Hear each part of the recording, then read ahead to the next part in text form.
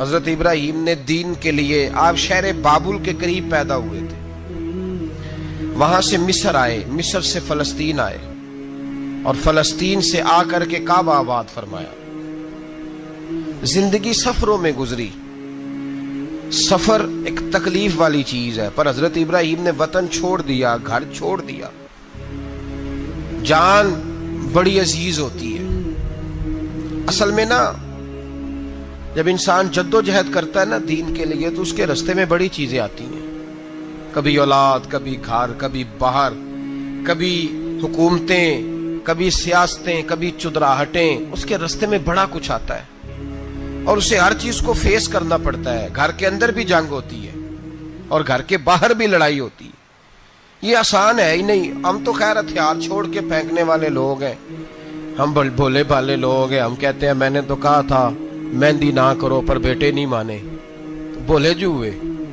اسی طرح حالانکہ اگر وہ بیٹا کہے نا کہ ابا جی لاؤ زندگی میں سارا کچھ میرے نام کرو، تو پھر ہم بھولے نہیں ہوتے، اور اس وقت ہم تیز ہوتے ہیں، کہتے ہیں یہ کیسے ہو سکتا ہے، ہاتھ کاٹ کے دے دوں۔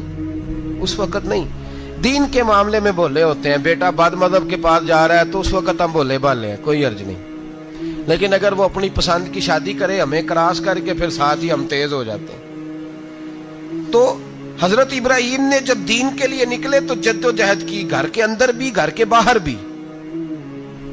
آپ کے والد کا نام طارق ہے، وہ توحید پرست تھے، ایماندار تھے، پرہیزگار تھے۔ آپ کے چچا کا نام آزر ہے، وہ بت پرست تھے، بت بیچا کرتے تھے۔ حضرت سیدنا ابراہیم علیہ السلام جب میدان عمل میں نکلے تو حضرت ابراہیم علیہ السلام نے اپنے گھر سے جہاد شروع کیا، لڑنا پڑا۔ گھر کے اصولوں سے، چچا نے جو رواج بنائے ہوئے تھے اس رواج سے ٹکرائے۔ فرمایا میں اپنے گھر کے اندر یہ بت پرستی نہیں ہونے دیں گا۔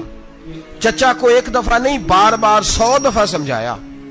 آپ کا چچا بت بنا کے بیچا کرتا تھا۔ حضرت ابراہیم علیہ السلام تھوڑے بڑے ہوئے تو کہنے لگا کہ چلو میرے ساتھ، تم بھی بت بیچنے ہیں، ہمارا کاروبار ہے۔ حضرت ابراہیم ساتھ نکلے تو بت پکڑا ہے، گندے پانی کے اندر اس بت کو ڈبوتے ہیں، کہتے ہیں کسی نے خریدنا ہے تو خرید لو، نہ یہ نفع دے سکتا ہے نہ نقصان دے سکتا ہے، جو اپنا آپ نہیں بچا سکتا تمہیں کیا بچائے گا، خریدنا ہے تو خرید لو۔ چچا کہنے لگا تو کاروبار چمکا رہا ہے کہ تباہ کر رہا ہے۔ گھر میں بڑے معاملات خراب ہوئے، جھگڑے ہوئے، لیکن حضرت ابراہیم علیہ السلام ایک منٹ کے لیے بھی اپنے گھر کے اندر بھی کمپرومائز کرنے کو تیار۔ یہ تھوڑا مشکل میں نے پہلو چھیڑ دیا ہے، یہ تھوڑا مشکل پہلو چھیڑ دیا ہے۔ بڑا سمجھدار آدمی ہے پر بیوی سے پردہ نہیں کرا سکتا، سیانا ہے، پنچایت کا بندہ ہے، جو اس سے آپ کہیں گے وہ بات یہ سنائے گا، لیکن کہتا ہے نہیں جی میں نے کوشش کر لی ہے۔ کس قسم کی کوشش ہے صاحب، یہ کیسے ہو گیا؟ حضرت ابراہیم علیہ السلام نے گھر کے اندر سے فرمایا نہیں کرنے دوں گا، گھر کے اندر بھی ٹکرائے، فرمایا تم جو بھی ہو پاش پاش کیا چچا کے اصولوں کو، اور باہر جب نکلے تو صرف علاقے کے چیئرمین سے نہیں ٹکرائے، ایم پی ایم این اے وزیر مشیر سے نہیں ٹکرائے، سپر پاور نمرود دنیا کا واحد حکمران تھا، اس وقت دوسرا کوئی حکمران ہی نہیں تھا، اکیلے حکمران سے جا کر ٹکرائے، کوئی ساتھ فوج نہیں تھی، کوئی ساتھ ان کے طاقت بظاہر دنیا داری کی کوئی نہیں تھی، پر حضرت ابراہیم جا کے ٹکرائے، اور میرے رسول پاک صلی اللہ علیہ وسلم نے سند بیان کی، فرمایا افضل الجہاد کلمۃ الحق عند سلطان الجابر، فرمایا سب سے افضل جہاد یہ ہے کہ تو ظالم بادشاہ کے سامنے کھڑے ہو کے حق بات بیان کر دے، یہ سب سے بڑا جہاد ہے، یہ سب سے افضل الجہاد کلمۃ الحق عند سلطان الجابر، سب سے بڑا جہاد۔ حضرت ابراہیم کھڑے ہو گئے، سپر پاور سے ٹکرائے۔ یہاں ہم لوگ حکمتوں کا شکار ہیں، دیکھیں گے، کریں گے، سوچیں گے، اور مولوی صاحب کو ویسے کہتے ہیں آپ پرہیز کریں سیاسی باتوں سے۔ بھئی اللہ کے ہر نبی نے جا کے وقت کے ظالم حکمران کو لتاڑا ہے، للکارا ہے، یہ تو مشن انبیاء ہے۔ حضرت سیدنا ابراہیم علیہ السلام نے اس کو جا کے کہا کہ تو جھوٹ بولتا ہے، تو جھوٹا ہے، تو خدائی کا دعویٰ کرتا ہے، تو بہت بڑا ظالم ہے، اور قرآن مجید نے اس ساری بات کو بیان فرمایا۔ حضرت ابراہیم علیہ السلام سے کہنے لگا میں رب ہوں، تو آپ نے فرمایا میرا رب تو وہ ہے جو زندہ کرتا اور مارتا ہے.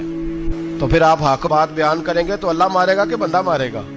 کچھ بھی نہیں ہوتا، کیونکہ زندگی موت کس کے ہاتھ میں ہے؟ اللہ کے ہاتھ میں. زندگی موت اللہ، کچھ بھی نہیں ہوتا. انسان صحیح سمت کا تعین کرے اور صحیح چلے. حضرت علی شیر خدا سے کسی نے کہا تھا کہ آپ کے بڑی دشمنی ہے، کوئی محافظ رکھ لیں. آپ فرمانے لگے موت خود بہت بڑی محافظ ہے، وقت سے پہلے آتی ہی نہیں. بڑی محافظ ہے، وقت سے پہلے. علامہ نورانی رحمت اللہ تعالی علیہ کراچی جیسے شہر میں رہا کرتے تھے، جہاں گام گام پہ خطرہ تھا. لوگوں نے کہا حضرت اتنے بڑے لیڈر ہو، آپ کی جماعت کی 62 سیٹیں ہوئی قومی اسمبلی میں، ایک ایسا وقت بھی آیا تو کوئی ایک آدمی بندوق والا. آپ فرمانے لگے مجھے ضرورت ہی نہیں، اس لیے کہ جس خدا رسول کے لیے میں نکلا ہوں وہ خود ہی حفاظت کرنے والے ہیں، ضرورت نہیں ان چیزوں. تو بھائی حضرت ابراہیم ٹکرائے اور آپ کا انداز کیا ہے؟ جا کے کہا کہ تو نہیں، خدا وہ ہے جو زندہ کرتا. اور اس نے ایک بیوقوفوں جیسی دلیل دی. ایک آدمی کو کل پھانسی دینی تھی تو اس کو بلایا، کہنے لگا تجھے کب پھانسی ہے؟ اس نے کہا کل. کہنے لگا جا تجھے ذات کیا زندگی دی، اس کو چھٹی دے دی. ایک عام آدمی بیچارہ بیٹھا تھا، اس کو پکڑ کے نا کہنے لگا اس کی گردن اڑا دو. کہنے لگا دیکھ لو میں بھی زندہ کرتا اور مارتا ہوں. وہ جو کل مرنے والا تھا میں نے زندہ کر دیا ہے، اور جس کو پتہ ہی نہیں تھا کہ میں نے مرنا ہے اسے پکڑ کے میں نے مار دیا ہے. یہ بیوقوفوں جیسی دلیل ہے. حضرت سیدنا ابراہیم علیہ السلام چاہتے تو اسی وقت دلیل توڑ دیتے کہ تو کیا بیوقوفوں جیسی بات کر رہا ہے، اگر تو زندگی دیتا ہے تو مرے ہوئے میں جان ڈال کے دے جس کو تو نے مارا ہے. لیکن حضرت ابراہیم نے دیکھا کہ بیوقوف ہے.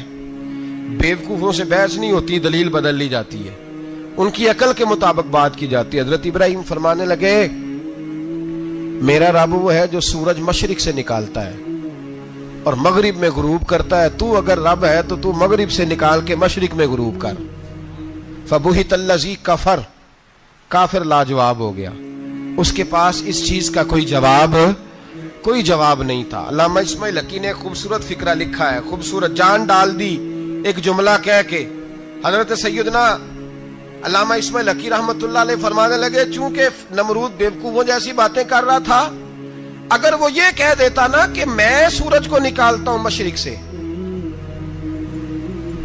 میں غروب کرتا ہوں معاذ اللہ مغرب میں میں نکالتا ہوں، تو آپ اپنے رب سے کہیے کہ وہ مغرب سے نکال کے مشرق میں غروب کرے. علامہ اسماعیل حقی فرماتے ہیں رب کریم کی آواز قدرت تھی. مالک حضرت ابراہیم علیہ السلام کے اس اگر وہ کہہ دیتا اور حضرت ابراہیم دعا کر دیتے تو رب کریم نے فرشتوں کو تیار بٹھایا ہوا تھا. فرمایا اگر یہ کہہ دے میرے خلیل سے کہ سورج مغرب سے نکال کے مشرق میں غروب کرنا ہے تو تیار رہنا، جس طرح خلیل کہیں گے ویسے ہی کر دیں گے.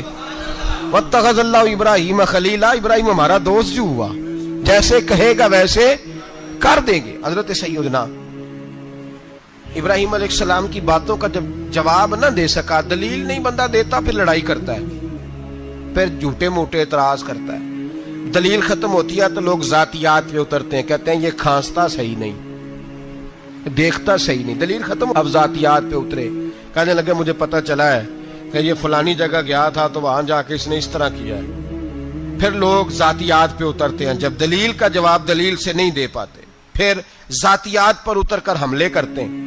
حضرت ابراہیم کے دلائل کا جواب نمرود نہ دے سکا تو کہنے لگا کہ اس کو آگ میں ڈال دو.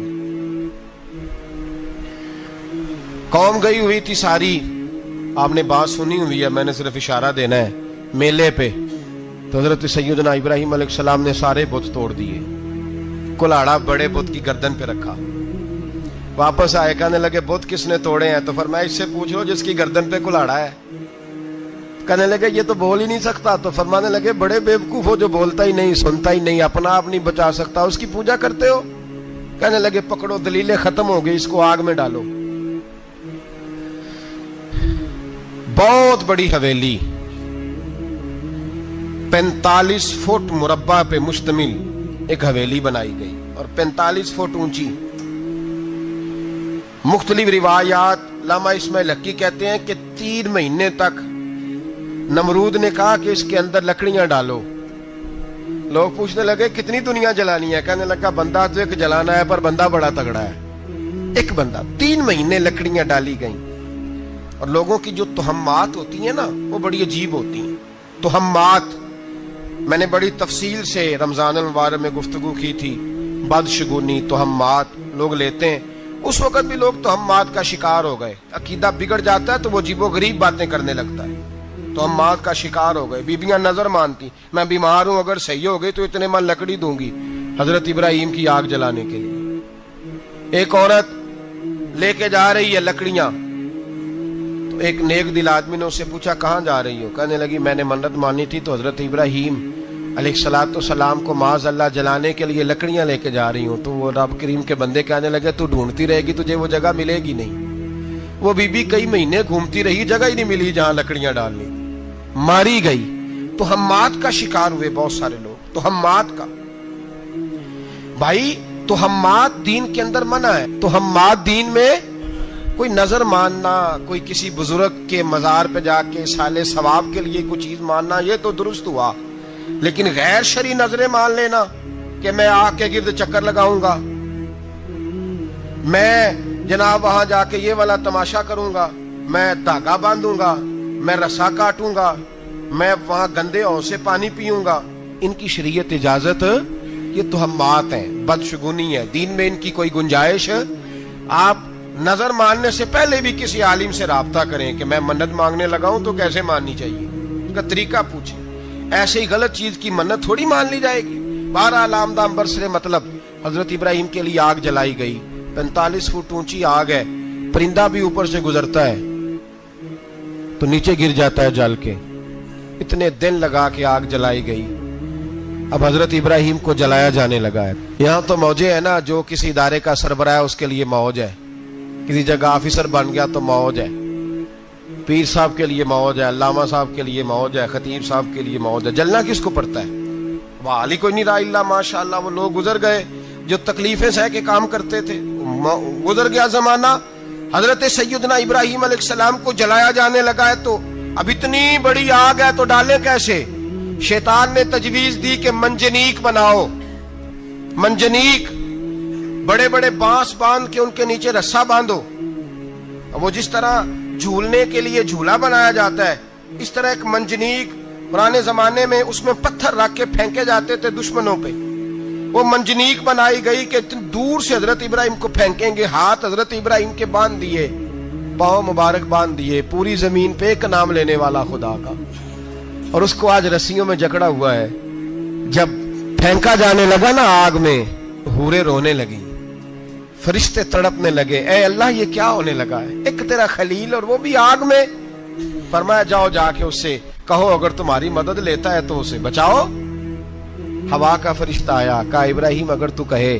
او بھائی ان چیزوں کو کہانی سمجھ کے نہ سنا کریں, یہ داستان نہیں, یہ وہ طریقے ہیں جو ہمارے رسول نے ہمیں اپنانے کا حکم ارشاد فرمایا ہے. جو عقیدے یہ وہ نظریات ہے جو ہمیں اوڑھنے کو کہا گیا.